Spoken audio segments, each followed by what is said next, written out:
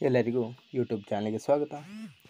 ಈ ಒಂದು ವಿಡಿಯೋದಲ್ಲಿ ನಾವು 6ನೇ ತರಗತಿ ದ್ವಿತೀಯ ಭಾಷೆ ಕನ್ನಡ ಕೂಗುತ್ತಿದೆ ಪಕ್ಷಿ ಪಾಠದ ಪ್ರಶ್ನೋತ್ತರಗಳನ್ನು ನೋಡೋಣ.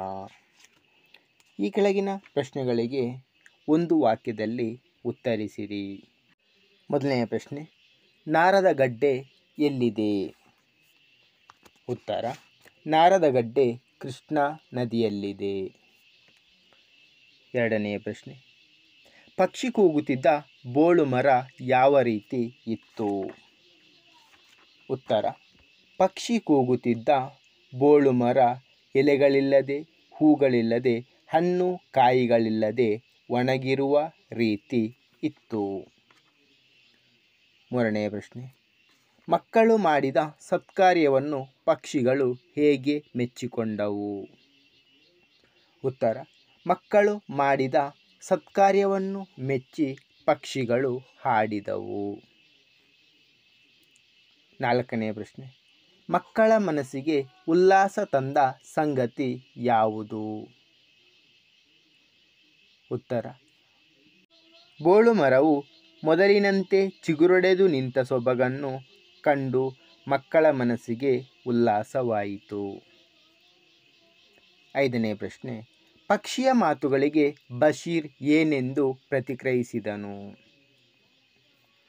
ಉತ್ತರ, ಪಕ್ಷಿಯು ಈ ಮರದ ಬಗ್ಗೆ ಹೊಂದಿರುವ ಭಾವುಕತೆ, ಅಭಿಮಾನದ ಬಗ್ಗೆ ನನಗೆ ಅಚ್ಚರಿ ಉಂಟಾಗುತ್ತಿದೆ ಎಂದು ಬಶೀರ್ ಪಕ್ಷಿಯ ಮಾತುಗಳಿಗೆ ಪ್ರತಿಕ್ರಿಯಿಸಿದನು.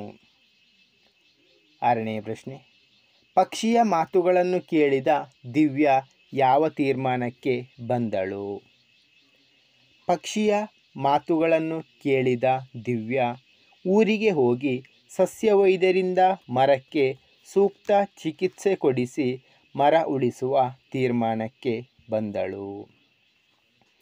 ಏಳನೆಯ ಪ್ರಶ್ನೆ, ಬೋಳು ಮರ ಮೊದಲಿನಂತೆ ಹೇಗೆ ಜೀವ ತಳೆಯಿತು? ಉತ್ತರ, ಬೋಳು ಮರ ಮಳೆಗಾಲದಲ್ಲಿ ಚಿಗುರೊಡೆದು ಎಲೆ, ಹೂವು, ಈಚುಕಾಯಿ, ಹಣ್ಣುಗಳನ್ನು ತುಂಬಿಕೊಂಡು ಮೊದಲಿನಂತೆ ಜೀವ ತಳೆಯಿತು. ಎಂಟನೆಯ ಪ್ರಶ್ನೆ, ಪಕ್ಷಿಗಳು ಯಾವುದನ್ನು ಮೆಚ್ಚಿ ಹಾಡು ಹಾಡಿದವು?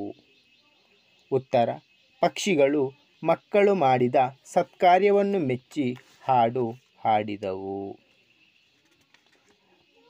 ಈ ಕೆಳಗಿನ ಪ್ರಶ್ನೆಗಳಿಗೆ 2-3 ವಾಕ್ಯಗಳಲ್ಲಿ ಉತ್ತರಿಸಿ. ಮೊದಲನೆಯ ಪ್ರಶ್ನೆ, ಕೃಷ್ಣಾ ನದಿಯ ಓಟ ಯಾವ ರೀತಿ ನಯನ ಮನೋಹರವಾಗಿದೆ? ಉತ್ತರ, ಕೃಷ್ಣಾ ನದಿ ಮೈದುಂಬಿ ಹರಿಯುವಾಗ ಭೋರ್ಗರೆತ ಮಾಡುತ್ತಾ, ತೂರಾಡುತ್ತಾ, ಚೆಲ್ಲಾಡುತ್ತಾ, ಬಿಳಿಯ ನೊರೆಯಂತೆ ಕಾಣಿಸುತ್ತಾ, ಸುಳಿಗಳಲ್ಲಿ ಸುತ್ತುತ್ತಾ ಹರಿಯುತ್ತದೆ.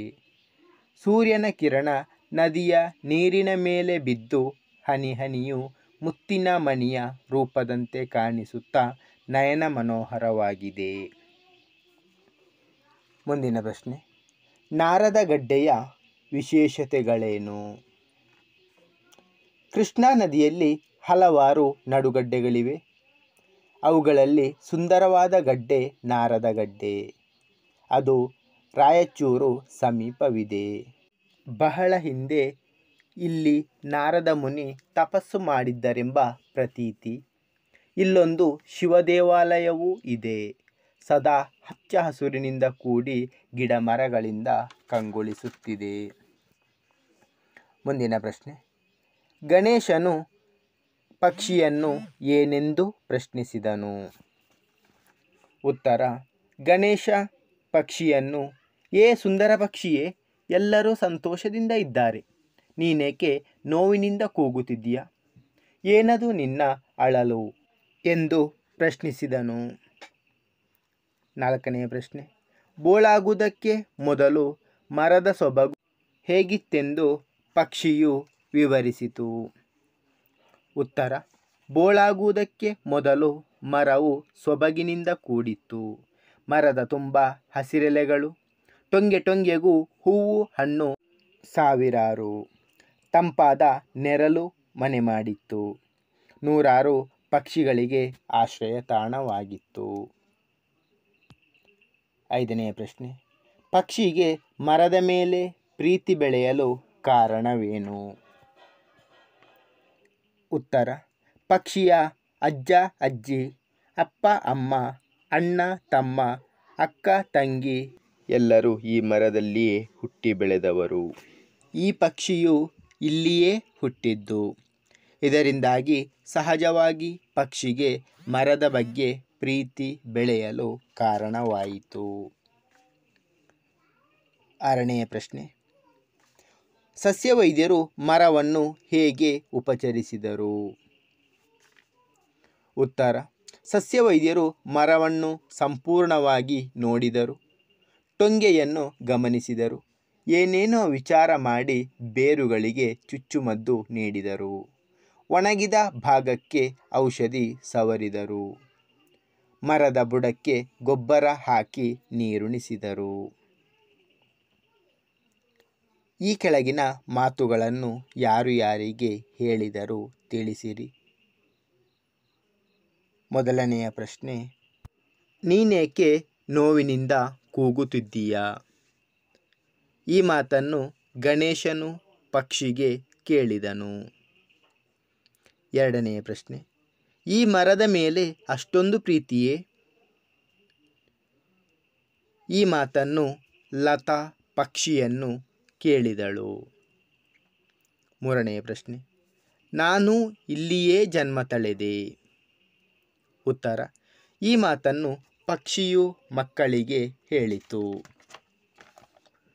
ಬಿಟ್ಟ ಸ್ಥಳಗಳನ್ನು ಸೂಕ್ತ ಪದಗಳಿಂದ ತುಂಬಿರಿ. ಮೊದಲನೆಯ ಪ್ರಶ್ನೆ, ನಾರದ ಗಡ್ಡೆಯು ಡ್ಯಾಶ್ ನದಿಯಲ್ಲಿದೆ. ಉತ್ತರ, ಕೃಷ್ಣ. ಎರಡನೆಯ ಪ್ರಶ್ನೆ, ಹಕ್ಕಿಗಳ ಡ್ಯಾಶ್ ಕಿವಿಗೆ ಇಂಪಾಗಿತ್ತು. ಉತ್ತರ, ಕಲರವ. ಮೂರನೆಯ ಪ್ರಶ್ನೆ, ಮರವು ನೂರಾರು ಪಕ್ಷಿಗಳಿಗೆ ಡ್ಯಾಶ್ ಆಗಿತ್ತು. ಉತ್ತರ, ಆಶ್ರಯ ತಾಣ. ನಾಲ್ಕನೆಯ ಪ್ರಶ್ನೆ, ಹಸಿರೇ ಡ್ಯಾಶ್ ಎಂದು ಎಲ್ಲೆಡೆ ಸಾರೋಣ. ಉತ್ತರ, ಉಸಿರು. ಈ ಪದಗಳನ್ನು ನಿಮ್ಮ ಸ್ವಂತ ವಾಕ್ಯಗಳಲ್ಲಿ ಬಳಸಿ ಬರೆಯಿರಿ. ಮೊದಲನೆಯ ಪದ ಇಂಚರ. ಕೋಗಿಲೆಯ ಇಂಚರ ಕಿವಿಗೆ ಮಧುರವಾಗಿರುತ್ತದೆ. ಎರಡನೆಯ ಪದ ಕಂಗೊಳಿಸು. ಬೆಟ್ಟಗುಡ್ಡಗಳು ಹಚ್ಚ ಹಸುರಿನಿಂದ ಕಂಗೊಳಿಸುತ್ತವೆ. ಮೂರನೆಯ ಪ್ರಶ್ನೆ, ಬಣ್ಣಗೆಡು. ಜನರ ಮುಂದೆ ಕಳ್ಳನು ಬಣ್ಣಗೆಡುವಂತಾಯಿತು. ನಾಲ್ಕನೆಯ ಪದ ಪ್ರವಾಸ. ನಾವು ಶಾಲೆಯಿಂದ ಪ್ರವಾಸ ಹೋಗುತ್ತೇವೆ. ಐದನೆಯ ಪದ ಉಲ್ಲಾಸ. ಮಗುವಿನ ಆಟಪಾಠ ನೋಡಿ ತಾಯಿಯ ಮನಸ್ಸು ಉಲ್ಲಾಸಗೊಂಡಿತು. ಆರನೆಯ ಪದ ಕನಿಕರ. ಗಾಂಧೀಜಿಯವರಿಗೆ ಬಡವರ ಮೇಲೆ ಕನಿಕರವಿತ್ತು. ಏಳನೆಯ ಪದ ಸತ್ಕಾರ್ಯ. ನಾವು ಮಾಡುವ ಸತ್ಕಾರ್ಯದಿಂದ ಪುಣ್ಯ ಪ್ರಾಪ್ತಿಯಾಗುತ್ತದೆ. ಗೆರೆ ಎಳೆದ ಪದಗಳ ಬದಲಾಗಿ ಬೇರೆ ಪದಗಳನ್ನು ಬಳಸಿ ಬರೆಯಿರಿ. ಮೊದಲನೆಯ ಪ್ರಶ್ನೆ, ಎಲೆಗಳು ಉದುರಿ ಮರದ ಸೊಬಗು ಬಣ್ಣಗೆಟ್ಟಿತ್ತು. ಇಲ್ಲಿ ಬಣ್ಣಗೆಟ್ಟಿತ್ತು ಎಂಬ ಪದಕ್ಕೆ ಬೇರೆ ಪದವನ್ನು ಬಳಸಬೇಕಾಗುತ್ತೆ. ಉತ್ತರ, ಎಲೆಗಳು ಉದುರಿ ಮರದ ಸೊಬಗು ಕಳಾಹೀನವಾಗಿತ್ತು. ಎರಡನೆಯ ಪ್ರಶ್ನೆ, ಜುಳು ಜುಳು ಹರಿಯುವ ನೀರಿನ ಸೊಬಗೆ ಸೊಬಗು. ಇಲ್ಲಿ ಸೊಬಗೆ ಸೊಬಗು ಎಂಬ ಪದಕ್ಕೆ ಬೇರೆ ಪದವನ್ನು ಬಳಕೆ ಮಾಡಬೇಕು. ಉತ್ತರ, ಜುಳು ಜುಳು ಹರಿಯುವ ನೀರಿನ ಸೌಂದರ್ಯವೇ ಸೌಂದರ್ಯ.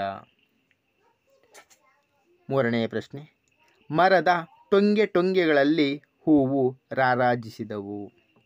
ಇಲ್ಲಿ ರಾರಾಜಿಸಿದವು ಎಂಬ ಪದಕ್ಕೆ ಬೇರೆ ಪದವನ್ನು ಬಳಕೆ ಮಾಡಬೇಕು. ಉತ್ತರ, ಮರದ ಟೊಂಗೆ ಟೊಂಗೆಗಳಲ್ಲಿ ಹೂವು ಶೋಭಿಸಿದವು. ನಾಲ್ಕನೆಯ ಪ್ರಶ್ನೆ, ನೀರು ಹಾಕಿದ್ದರಿಂದ ಮರದಲ್ಲಿನ ಈಚುಕಾಯಿ ಹಣ್ಣುಗಳು ಜೀವ ತಳೆದವು. ಇಲ್ಲಿ ಜೀವ ತಳೆದವು ಎಂಬ ಪದಕ್ಕೆ ಬೇರೆ ಪದದ ಬಳಕೆಯನ್ನು ಮಾಡಬೇಕು. ಉತ್ತರ: ನೀರು ಹಾಕಿದ್ದರಿಂದ ಮರದಲ್ಲಿನ ಈಚುಕಾಯಿ ಹಣ್ಣುಗಳು ಜೀವಕಳೆ ಹೊಂದಿದವು. ಈ ಕೆಳಗಿನ ಪದಗಳಿಗೆ ವಿರುದ್ಧಾರ್ಥಕ ಪದಗಳನ್ನು ಬರೆಯಿರಿ. ಸುಂದರ, ಕುರೂಪ. ಅರ್ಥ: ಅನರ್ಥ. ಮೆಲ್ಲಗೆ, ಜೋರು. ಅಭಿಮಾನ, ದುರಭಿಮಾನ. ಬುಡ, ತಲೆ ಅಥವಾ ತುದಿ. ಸಂತೋಷ, ಅಸಂತೋಷ. ಧನ್ಯವಾದಗಳು. ಲೈಕ್ ಮಾಡಿ, ಶೇರ್ ಮಾಡಿ. ಹೆಚ್ಚಿನ ವಿಡಿಯೋಗಳಿಗಾಗಿ ಚಾನಲನ್ನು ಉಚಿತವಾಗಿ ಸಬ್ಸ್ಕ್ರೈಬ್ ಮಾಡಿ.